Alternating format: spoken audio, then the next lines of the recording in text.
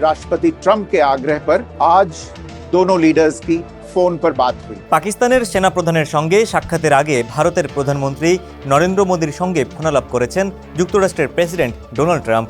বুধবার টেলিফোনে তাদের আলোচনা হয়েছে।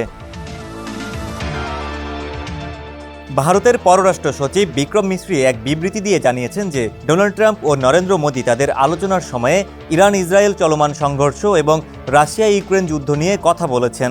তবে দুই নেতার মধ্যে প্রায় ৩৫ মিনিট আলোচনা হয় মূলত ভারতের অপারেশন সিন্দুর নিয়ে। বুধবারই ওয়াশিংটনের স্থানীয় সময় দুপুরে প্রেসিডেন্ট ডোনাল্ড ট্রাম্পের সঙ্গে দেখা করবেন পাকিস্তানের সেনাপ্রধান জেনারেল আসিম মুনির। তার আগে ভারত আর যুক্তরাষ্ট্রের দুই নেতার মধ্যে কথা হলো। ভারতের পররাষ্ট্র সচিব বিবৃতিতে বলেছেন, পহেলগামে ২২ এপ্রিল সন্ত্রাসী হামলার পরে সমবেদনা জানাতে প্রধানমন্ত্রীকে ফোন করেছিলেন প্রেসিডেন্ট ট্রাম্প। সেদিন তিনি সন্ত্রাসবাদের বিরুদ্ধে তার সমর্থনের কথাও জানিয়েছিলেন। তারপরে দুই নেতার মধ্যে এই প্রথম কথা হলো।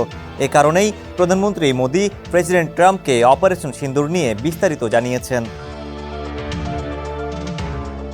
তার কথাই প্রধানমন্ত্রী মোদী প্রেসিডেন্ট ট্রাম্পকে স্পষ্ট ভাষায় বলেন যে ২২ এপ্রিলের পর সন্ত্রাসবাদের বিরুদ্ধে ব্যবস্থা নেওয়ার ব্যাপারে দৃঢ় সংকল্পের কথা গোটা বিশ্বের কাছে জানিয়ে দিয়েছিল ভারত। প্রধানমন্ত্রী মোদী বলেন যে ৬-৭ মে রাতে পাকিস্তান ও ভারত অধিকৃত কাশ্মীরে শুধুমাত্র জঙ্গি ঘাঁটি ও গোপন আস্তানাগুলোকেই নিশানা করেছিল ভারত। পরিমিত, সুনির্দিষ্ট এবং উত্তেজনা যাতে প্রশমিত না হয় সেরকমই পদক্ষেপ নিয়েছিল ভারত। ভারত এটাও স্পষ্ট করে দিয়েছিল যে পাকিস্তানের পক্ষ থেকে যে কোনো আগ্রাসনের কঠোর জবাব দেওয়া হবে।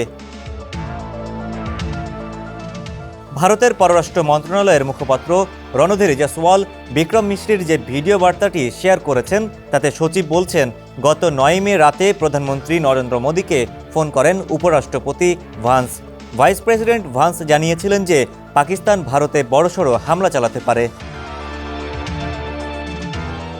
ডেস্ক রিপোর্ট, সমকাল।